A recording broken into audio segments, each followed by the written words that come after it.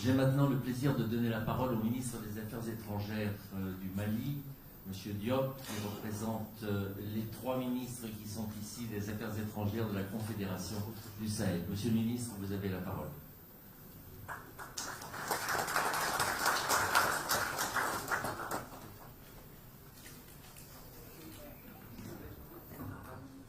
Merci infiniment à notre ami Jean-Paul Caperon, d'abord pour cette invitation, mais aussi pour l'occasion que vous nous donnez de pouvoir intervenir. Mais avant d'aller loin, je dois dire que je suis là par défaut, parce que c'est notre frère, le ministre des Affaires étrangères du Burkina Faso, Jean-Marie Karamoko Traoré, qui était censé être devant vous pour parler ce matin.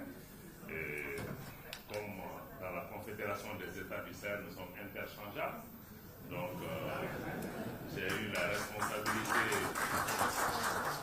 avec l'amitié aussi de mon frère, le ministre Bakary Yahou Sangaré de la République du Niger, le ministre des Affaires étrangères, de parler en notre nom à tous, parce qu'en définitive, quelle que soit la personne ou la personnalité qui parle au nom de la Confédération du Sahel, les voix peuvent être multiples, mais nous parlons d'une seule voix.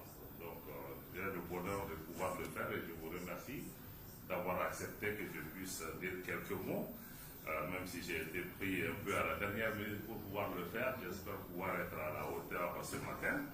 Je voudrais tout d'abord commencer par cela en saluant le vice-premier ministre de la République démocratique du Congo pour le message fort qu'il vient de délivrer, mais aussi pour tous ces mots d'amitié, de considération pour notre espace et l'espoir que cela a pu susciter ailleurs sur le continent par rapport à notre combat, notre engagement et les difficultés que nous traversons en ce moment.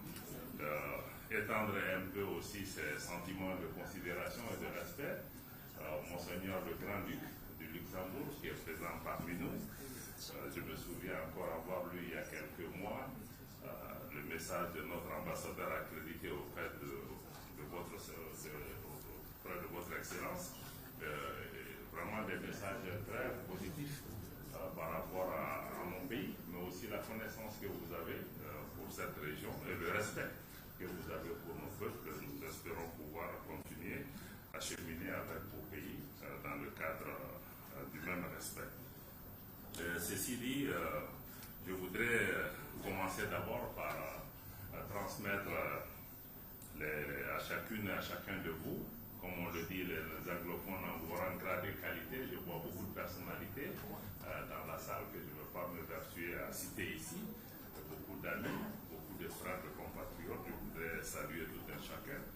Donc mon message premier, c'est d'abord de pouvoir transmettre au nom de nos chefs d'État, son Excellence le Président Ibrahim Traoré, capitaine Ibrahim Traoré, président du FASO, le général d'armée Assimi Goïta, président de la transition du Mali, chef de l'État, mais aussi du président de la République du Niger, son Excellence le général d'armée Abdourahmane Tchani, pour pouvoir saluer la grande disponibilité du Maroc, qui a toujours été une terre de rencontre, une terre de tolérance, une terre d'ouverture, une terre de dialogue, d'avoir accepté encore une fois que cette rencontre puisse se tenir ici pour pouvoir regarder ensemble les possibilités pour le continent. Parce que, vous l'avez indiqué, le Maroc, avec peu de ressources aujourd'hui, arrive à faire des miracles, arrive à se transformer, arrive à se moderniser, arrive aussi à servir de locomotive économique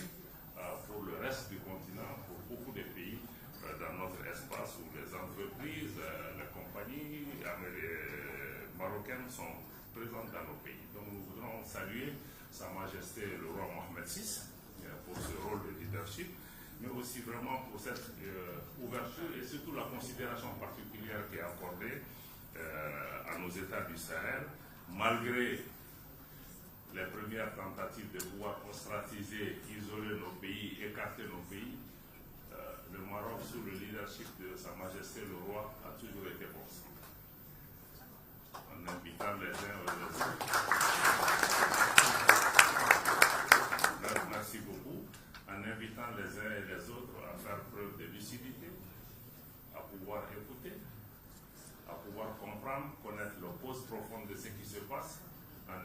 l'esprit que nous sommes tous dans le même bateau. Et nous saluons ce rôle constructif du Maroc. Et aujourd'hui, nous voyons que beaucoup de pays dans notre espace immédiat commencent à émuler cet exemple du Maroc, parce que les gens pensaient au début que le Maroc faisait de la complaisance vis-à-vis de nos pays. Mais en réalité, il n'y a pas d'autre chemin. En Afrique, je ne pense pas qu'un pays s'en sortira sans l'autre. Ce que nos pays confrontent aujourd'hui dans le Sahel, le Mali, le Burkina, le Niger et probablement d'autres pays, mais nous le faisons pour nous-mêmes, nous le faisons pour notre peuple, mais nous empêchons aussi que l'hydre du terrorisme atteigne d'autres pays qui, malheureusement, certains se réveillent encore en se rendant compte que c'est arrivé chez eux, malheureusement, parce que certains voyaient que c'était notre problème.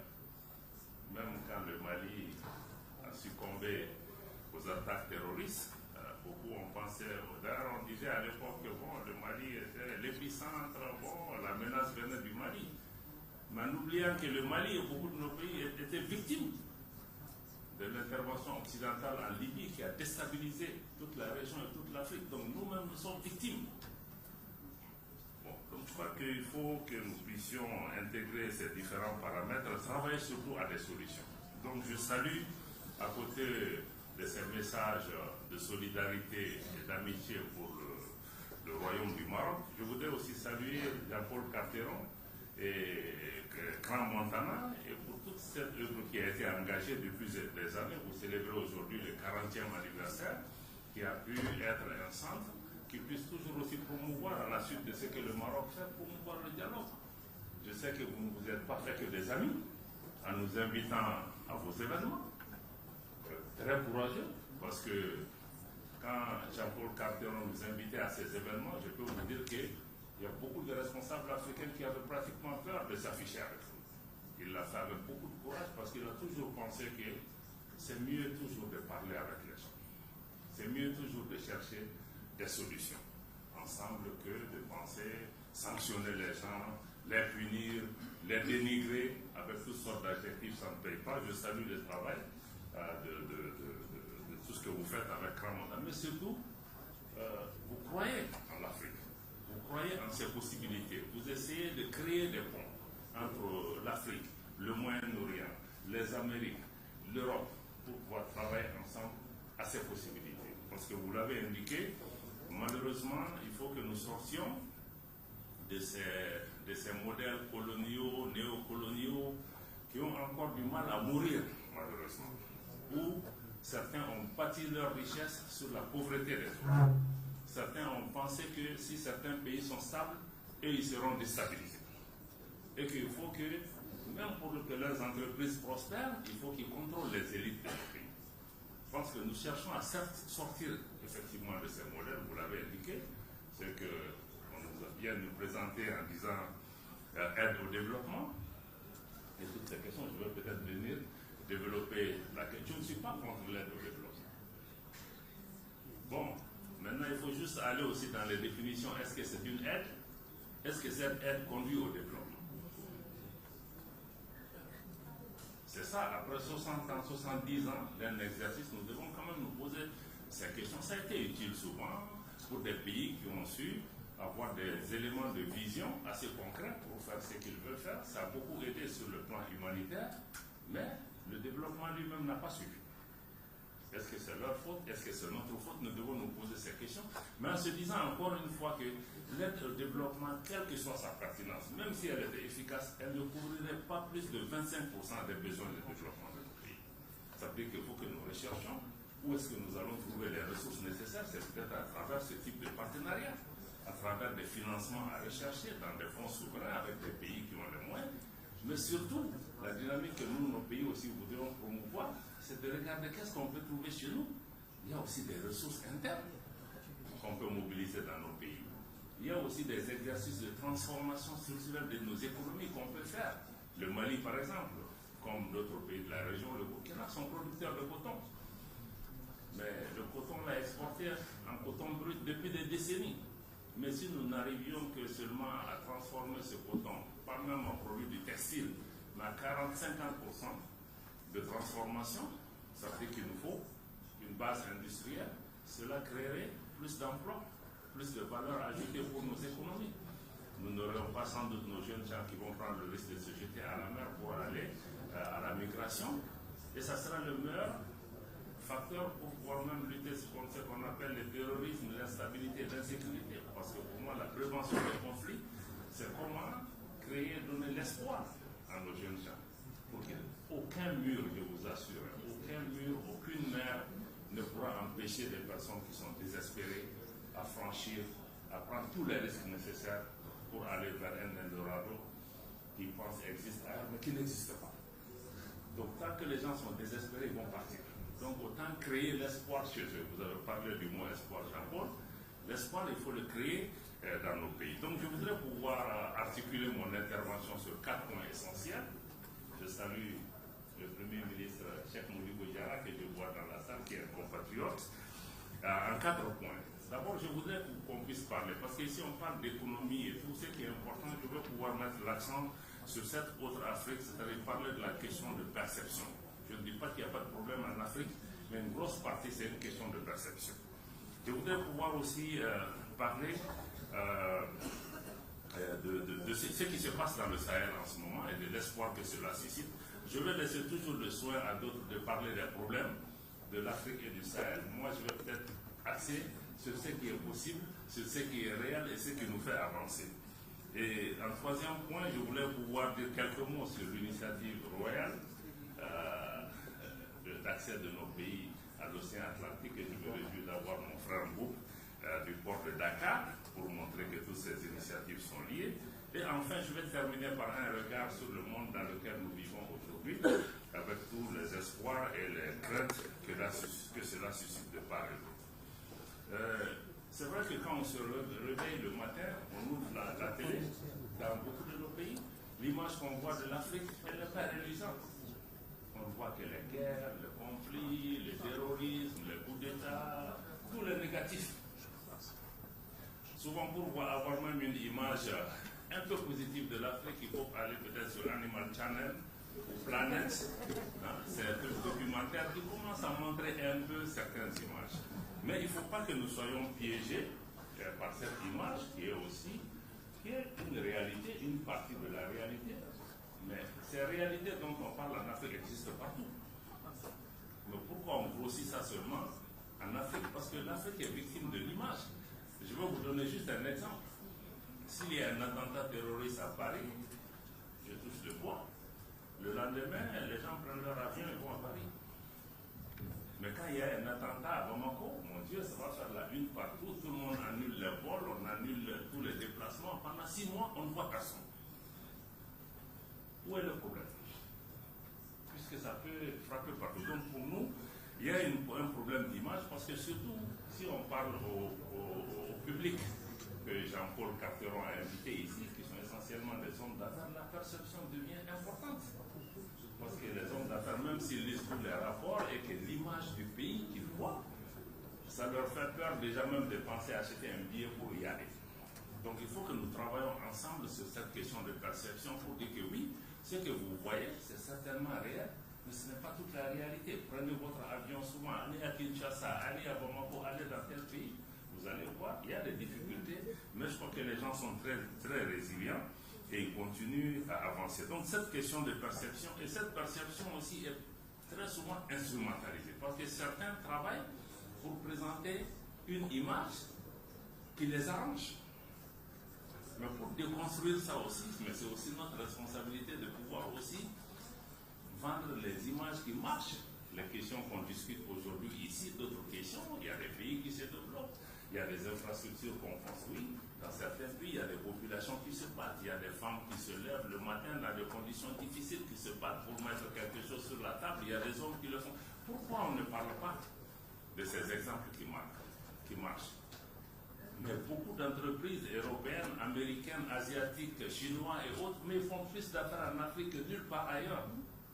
Est-ce que ça fait la une quelque part? On n'en verrait pas certainement. Pourtant, pendant que les Européens hésitent, les Américains, les Chinois viennent en grand nombre. Donc aujourd'hui, il y a une grande compétition. Donc il est extrêmement important qu'on aille au-delà de cette perception, qui est certainement réelle, mais créer aussi un environnement, un écosystème qui permet de valoriser ce qui est possible. Je sais des investisseurs de certains pays qui sont allés dans des pays en guerre, ils font du business.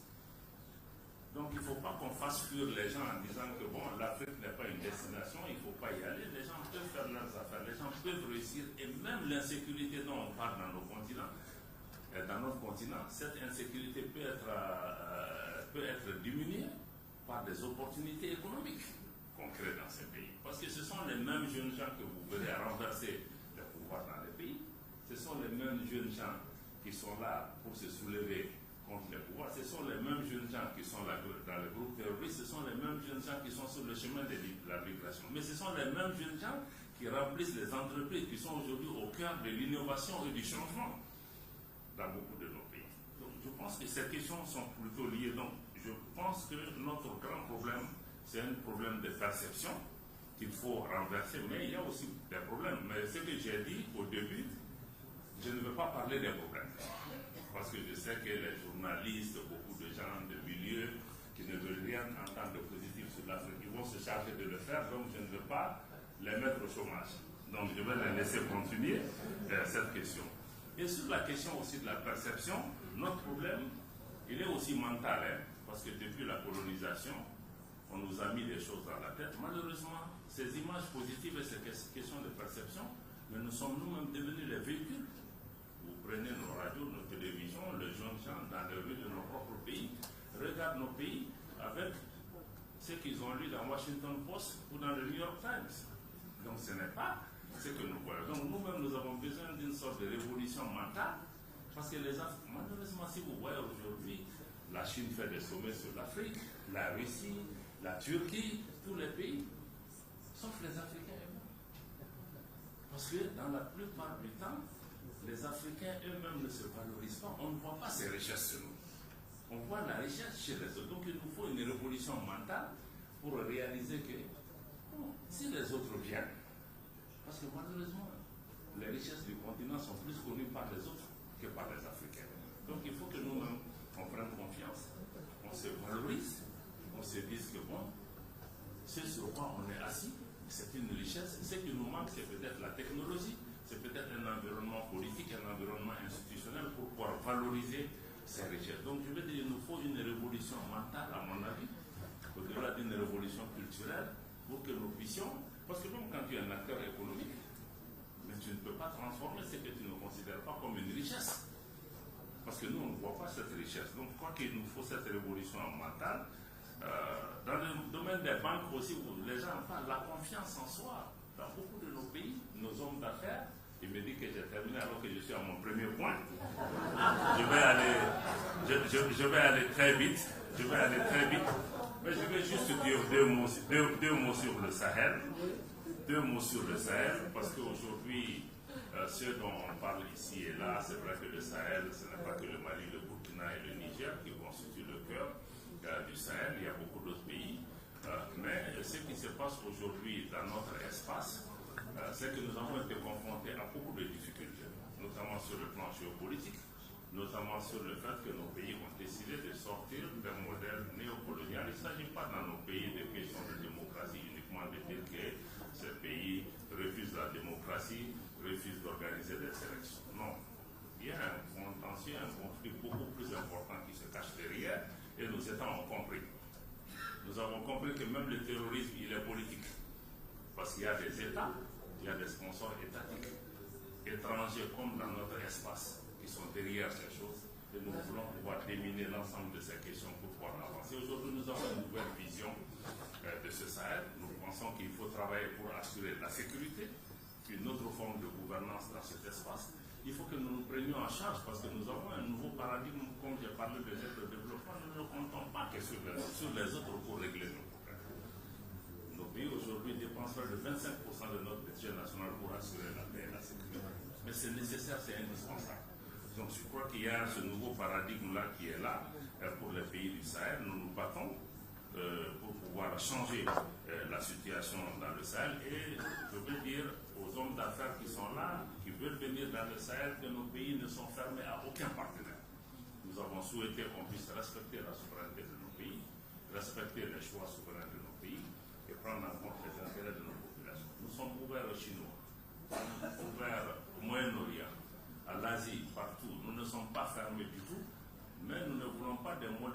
coloniaux qui viennent pour pouvoir embrigader les gens et les dépouiller, et pour pouvoir gagner comme il l'a indiqué tout à l'heure. Un mot sur l'initiative royale. Je me réjouis que l'initiative royale que nous saluons, à laquelle aussi le Burkina, le Mali et le Niger adhèrent. Nous pensons que c'est une opportunité pour la diversification de l'accès de nos pays au marché international, à des infrastructures de qualité et pour pouvoir créer aussi plus de richesses. Mais aussi, le directeur du port de Dakar qui est ici pourra l'indiquer, l'initiative ne doit pas s'opposer aux possibilités que nous avions déjà au niveau de la région, mais je crois que c'est une nouvelle possibilité qui est ici que nous voudrions pouvoir exploiter.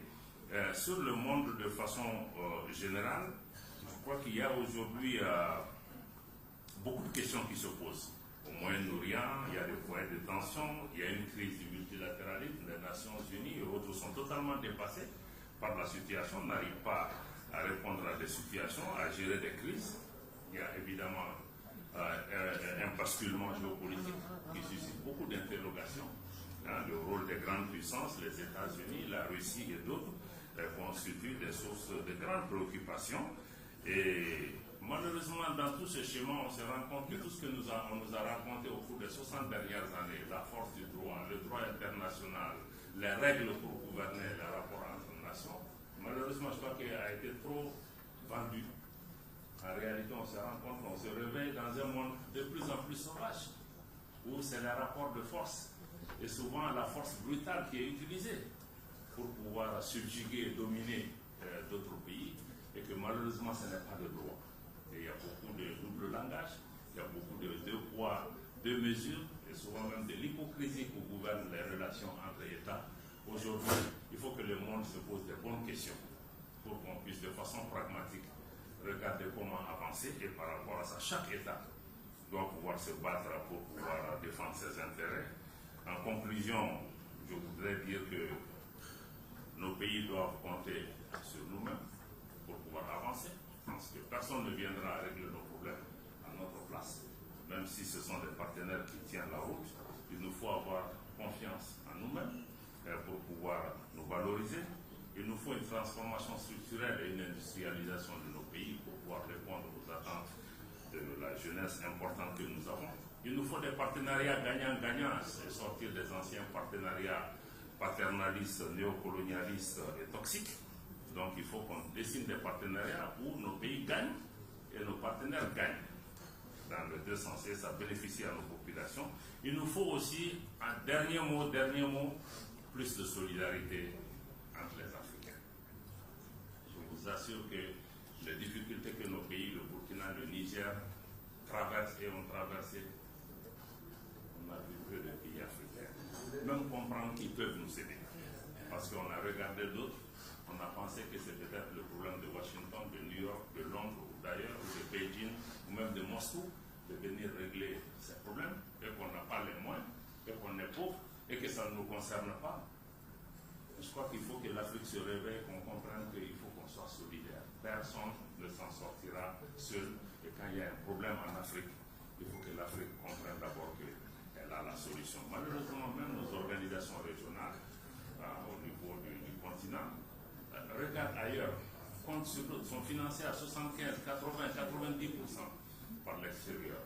Or, il y a un adage chez nous qui dit la main qui donne est toujours au-dessus de celle qui reçoit.